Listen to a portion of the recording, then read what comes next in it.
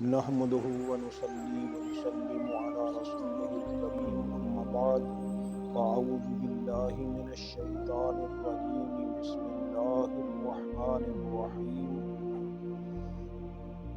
يا أيها الناس قد جاءكم برهان من ربكم وأنزلنا إليكم نورا مبينا صدق الله العظيم الصلاة والسلام عليك يا رسول الله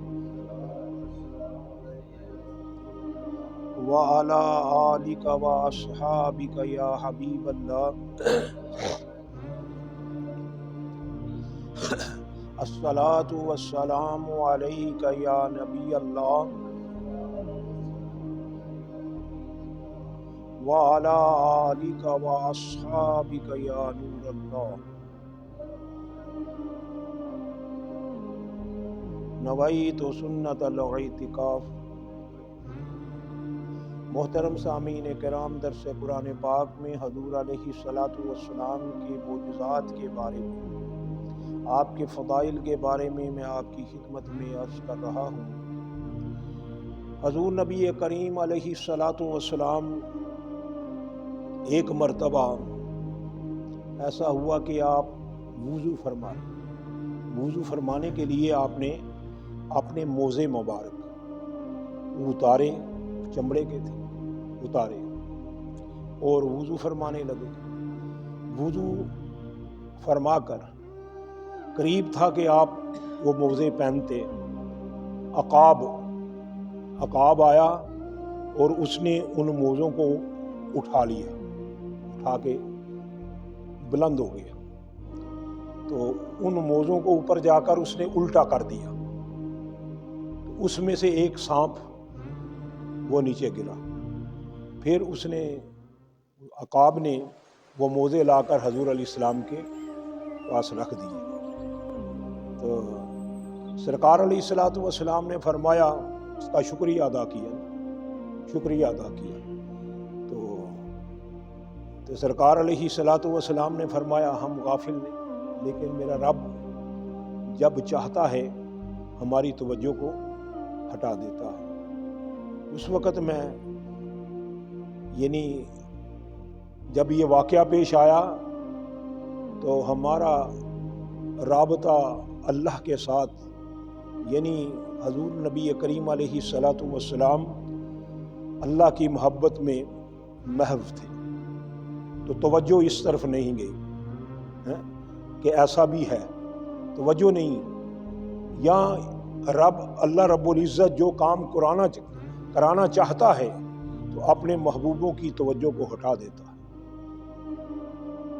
ویسے تو اس عقاب کو پتہ چل گیا ہے تو سرکار کو پتہ نہیں چلا، عقاب کو پتہ چل گیا ہے کہ موزے کے اندر سانپ ہے، تو سرکار کو پتہ نہیں چلا، وہ اتنی بلندی پر تو سرکار کو پتہ نہیں چلا۔ یہ بات نہیں ہے۔ آپ دیکھیں، اللہ کے انبیاء کرام علیہ السلام کا مقام مرتبہ تو بہت عظیم ہے۔ ابھی آپ میں سے ہم دیکھ لیتے ہیں، آپ میں سے کوئی 4 رکعت نماز پڑھ رہا ہے، تو ایسا بھی تو ہوتا ہے نا، امام بھی ایسا کر لیتا ہے، 4 رکعت نماز پڑھ رہا ہے تو وہ 2 رکعت پر اتنے تہجد پر بیٹھنا تھا تو نہیں بیٹھا، تو کیا کہیں گے اس کو علم نہیں تھا؟ وہ اس کو نہیں پتا تھا کہ میں نے بیٹھنا ہے؟ پتا تھا اس کو میں نے بیٹھنا ہے، لیکن اٹھ گیا۔ کیوں اٹھ گیا؟ اس کی توجہ نہیں رہی اس طرف، کہ بیٹھنے کی طرف اس کی توجہ نہیں رہی۔ تو مطلب ہم اس طرح ہم سے ہو جاتا ہے، ہم جاننے کے باوجود ہم سے وہ کام، تو انبیاء کرام علیہ السلام کی بات اور ہے۔ جب اللہ تعالیٰ کوئی کام کرانا چاہتا ہے نا تو توجہ ہٹا دیتا ہے، تاکہ لوگوں کو بھی پتہ چل جائے۔ تو وہ جب شعین کا اس عقاب کا سرکار نے شکریہ ادا کیا، اس نے کہا، یا رسول اللہ صلی اللہ علیہ وسلم، میرا تو کوئی علم نہیں، یہ تو آپ کی وجہ ہی سے یہ سب کچھ ظاہر ہوا ہے۔ وہ کیسے کہ آپ تشریف فرما تھے جب وضو کے لیے تو میرا گزر آپ قریب سے ہوا، تو آپ کی نور کی شعاؤں نے میرے سامنے ہر چیز کو روشن کر دیا، تو میں نے اس روشنی کے اندر آپ کے موزوں میں دیکھ لیا کہ سانپ۔ میں نے وہی جو نبی کے مطلب کہ نسبت سے ان انوار و تجلیات جو آپ کے جسم اقدس سے اٹھتے ہیں، پھیلتے ہیں، ان کی کرن کے اندر مطلب انوار و تجلیات کی کرن میں اور روشنی میں عقاب یہ دیکھ لیتا ہے کہ موضوع کے اندر سانپ ہے۔ تو یہ تو عرض کی یا رسول اللہ صلی اللہ علیہ وسلم یہ گفتگو ہو رہی ہے، یہ نہیں ہے کوئی ڈائجسٹ کی بات کر رہا ہوں، مطلب کوئی ایسی کہانی ہے۔ یہ حجت للعالمین امام نبہانی نے یہ وہ عاشق رسول ہیں جنہوں نے ایسی ایسی روایتیں جمع کی ہیں۔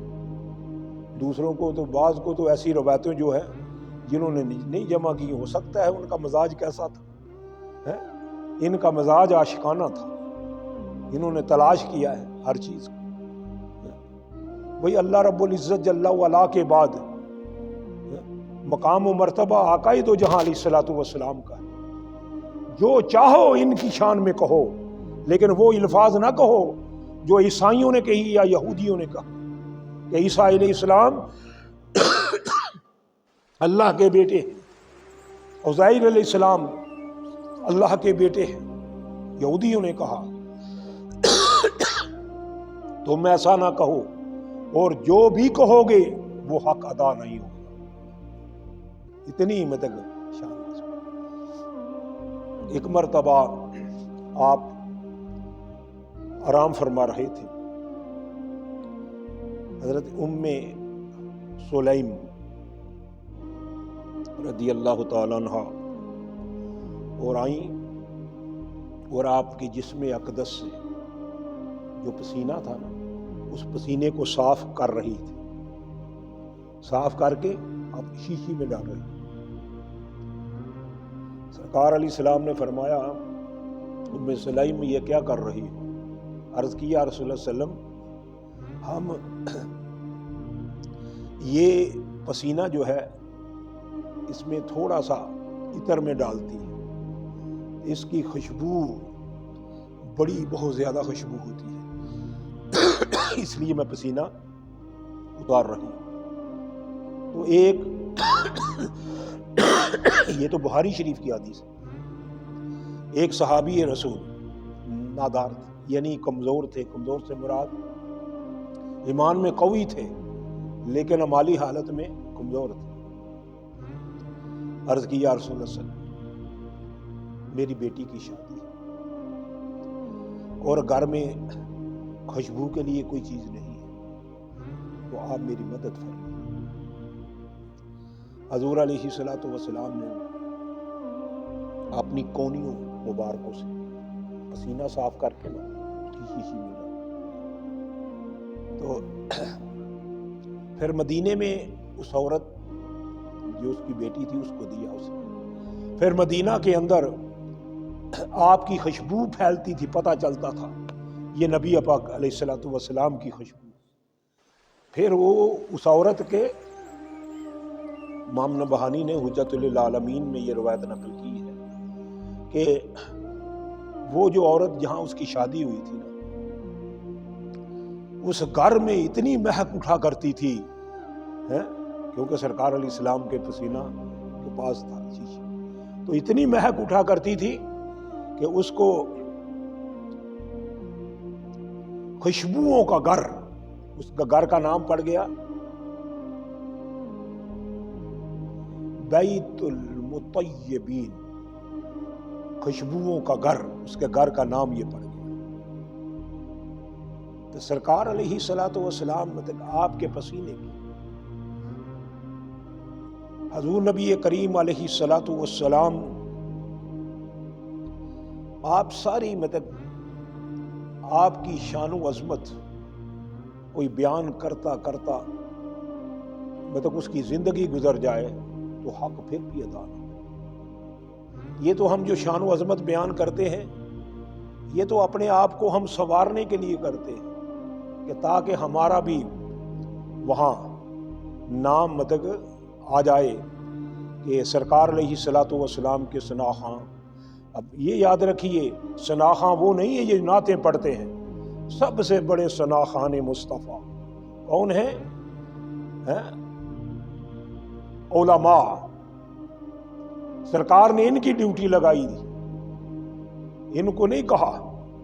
یہ جو کہتے ہیں نا شعر پڑھنے کے لیے آپ کی ٹائم اور لینے کے لیے دیکھتے ہیں نا بندے بہت زیادہ ہیں، بندے کچھ زیادہ ہوئے ہیں تو پھر اپنے سے خود ہی یہ کہہ دیں گے کہ یہ شعر جو ہے نا فلاں کی فرمائش کے اوپر. فرمائش ہوتی کوئی نہیں ہے، بس ایسے ہی. اگر میں بھی بیٹھا ہوں آپ بھی بیٹھے ہیں، میں بھی بیٹھا ہوں آپ بھی بیٹھے ہیں، تو اگر کوئی میں اس میں سے ناصر بھائی کوئی فرمائش کریں گے تو آپ نہیں سنیں گے. کوئی فرمائش اس کے کان میں کسی نے دروازے سے اندر آتے ہوئے کرنی تھی. یہ ان کے طریقہ کار یہ بات یہ کہہ دیتے ہیں سرکار نے ہماری ڈیوٹی لگائی ہے. کوئی ڈیوٹی نہیں، یہ کوئی سنت نہیں کہ نعت جو ہے نا اس طرح نعت پڑھنی ہے تو اعلیٰ حضرت کے مقام پر وہ نعتیں وہ اشعار ہیں جو ان علماء نے پڑھے ہیں. تمہارے جو ہے نا اشعار میں تو اللہ کی پناہ ایسی ایسی باتیں ہوتی ہیں، ایسی ایسی باتیں ہیں جو حد کفر کو پہنچ جاتی ہیں. یہاں تو وہ کوئی نعت لکھتا ہے علماء حق صحیح ایک جید کسی عالم کے پاس جا کر وہ اپنا وہ جو کچھ بھی لکھا ہے ان کو دکھائے اور اس کی تصحیح کرائے کہ بالکل ٹھیک ہے. ایسا کون کرتا ہے جی رات کو میں نے بات پڑھنے والا رات کو میں نے یہ نعت تیار کی ہے. تو کون ہے تیری حیثیت کی ہے؟ مسجد میں تو کبھی آتا نہیں تو رات کو نعت تیار کر لیتا ہے. تو صف میں کھڑا ہونے کے لیے بڑی مشکلات تجھے تو مسجد میں آئے گا نہیں تو صف میں کہاں کھڑا تو رات کو تو نعت تیار کر لیتا. یہ بات بالکل اللہ تعالیٰ ان لوگوں سے ہمیں پناہ دے. ان لوگوں نے جو ہے نا ہمارے مسلک کو بدنام کیا ہے. پر میں تو اس کی بھی یہ جو ہے نا یہ جو پیسے پھینکتے ہیں اوپر میں اس کی بھی مخالفت کرتا ہوں. یہ کیا ہے؟ پھر پھینکنے ہیں تو مجھے یہ واقعہ کی یاد آ گیا. بڑا عرصے کی بات 28 سال پہلے کی یا 30 سال پہلے کی یہ بات ہے. میں دبئی میں ایک فنکشن تھا، اس میں بیان کر رہا تھا، تقریر کر رہا تھا. تو علماء بھی بیٹھے ہوئے تھے. ایک بڑے قاری غلام رسول وہاں ایک مسجد الفقیم ان کے جو ہے نا وہ امام و خطیب تھے، وہ بھی بیٹھے ہوئے تھے. نعت تھا ایک بڑا اچھی آواز سی پر. تو انہوں نے کوئی ترتیب کی ہوئی تھی پیسوں کی نا، تو وہ 5 جو ہے نا وہاں کے 5 درہم وہ پھینک رہے تھے. تو میں تو اس وقت کھڑا ہو کر میں بیان کر رہا تھا. دیکھا ایک دم 50 درہم جو ہے نا پھینک دیے نا. ایک دم انہوں نے چھلانگ لگائی نا ادھر، فٹافٹ 50 درہم کو پکڑ لیا انہوں نے. تو میں یہ کہتا ہوں جو ہے نا اس طرح پھینکنے سے تو وہ چیز پھینکو نا. ابھی یہ 10 روپے پھینکتے ہیں، وہ بیچارہ گنتی کرتا رہتا ہے، اٹھاتا ہی رہتا ہے. پھر وہ کیا کرتا ہے اٹھا کے اس کو سیدھا کیا کرنا بیک میں ڈالتا ہے. تو لوگ کیا کرتے ہیں جو ہے نا وہ فلاں نے نعت پڑھی تھی وہاں سے جب گیا تو وہ بیگ بھر کے لے کر گیا تھا. تو جب 10 کے ہوں گے تو بیگ ہی بھرے گا اور کیا ہوگا. تو عرض کرنے کا مقصد ہے یہ رواج بالکل غلط ہے. یہ رواج نہیں ہونا چاہیے.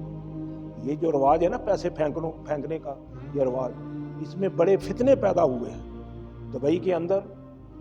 جو ہے نا چھاپے وجہ ہیں کہ جو بزرگان دین یہاں سے جاتے ہیں وہ نعت پر بعض لوگ ایسے ہیں ان کو نذرانہ پیش کرتے ہیں، وہ گدی کے نیچے رکھتے گئے. این اسپیشل CAD یو اے کی اسپیشل CAD پہنچی، وہاں دیکھا اس کو اٹھا کر آپ پیسے ان کو نہیں، پیسے تو ان کو اٹھایا تو ان کے نیچے گدی پیسوں سے بھری ہوئی تھی، نیچے پیسے. تو ان سے جو ہے نا یہ اس رواج سے بچنا چاہیے. اگر کوئی دینے ہے تو بندہ چپکے سے اس کی خدمت کر دو. پھر جو ہے نا جو بیان کرنے والا ہوتا ہے، تقریر کرنے والا کسی کو بلایا ہوتا ہے تو وہ بھی دیکھتا ہے یار اتنے پیسے اس کے اوپر پھانکتے تھے، میرے ساتھ انہوں نے کیا، مجھے کو میری خدمت کیا کریں گے. تو یہ بات درست نہیں ہے، اس سے بچنا چاہیے تو میں عرض کر رہا تھا ان کی ڈیوٹی کوئی نہیں لگائی، ڈیوٹی علماء کی ہے۔ العلماء ورثۃ الانبیاء، علماء جو ہیں، علماء حق جو ہیں، وہ انبیاء کے وارث ہیں، نبی علیہ السلام کے وارث ہیں۔ تو حضور علیہ السلام نے فرمایا کہ اس میری امت کے علماء امتی کا انبیاء بنی اسرائیل، وہ بنی اسرائیل کی انبیاء کی طرح، ان کی مثل نہیں، یعنی جو منصب ان کا تھا، مطلب اللہ نے ان کو یہ منصب عطا فرمایا، بلغوا انی لو آیا، پہنچا دو۔ حضور علیہ السلام نے فرمایا تمہارے پاس ایک یات بھی ہو وہ لوگوں تک پہنچاؤ، لوگوں تک۔ حجت الوداع میں نہیں حضور علیہ السلام نے فرمایا، کیا فرمایا تھا؟ فرمایا تھا جو حاضر ہے اور جو موجود نہیں، میری اس بات کو، جو کچھ میں نے خطبہ ارشاد فرمایا ہے، حاضر غیب تک یہ بات کو پہنچا۔ تو یہ علماء کا کام ہے، ان کا کام، ان کی کوئی ڈیوٹی نہیں، ان کی ڈیوٹی ہے بس کہ سارا دن رات کو گلے اپنے بناتے رہو، اور صبح وہ یعنی راہ لگا کر لوگوں کو مسرور کرو، اور پیسوں کو جو ہے نا بیگوں کے اندر جمع کرو۔ یہ ان کی ڈیوٹی یہ ہے، ان کی ڈیوٹی یہ نہیں ہے کہ بس علماء کا بیان سننا۔ انہوں نے کبھی اللہ ماشاء اللہ کوئی سنتا، میں سب کی بات نہیں کر رہا، اس میں بڑے بڑے عاشق بھی گزرے، بڑے بڑے نعت پڑھنے والے، اب ظہوری جیسے ان جیسے نعت، ہاں جو ہے نا کیسے جو ہے نا کہاں سے آپ تلاش کریں۔ تو جو مخلص لوگ ہیں وہ تو مخلص ہی مخلص ہے نا، وہ ہر دور میں مخلص، ہر دور میں مخلص ہی رہتا ہے۔ تو میں تو ان لوگوں کی بات کرتا ہوں کہ جو لوگ جن کا پیشہ یہ ہے کہ اللہ رب العزت ہمیں اس سے محفوظ فرمائے، آقا دو جہاں علیہ الصلوۃ والسلام کی شان و عظمت بیان کرنے کی توفیق عطا فرمائے، آپ کی اطاعت و اتباع کرنے کی توفیق عطا فرمائے۔ وما علینا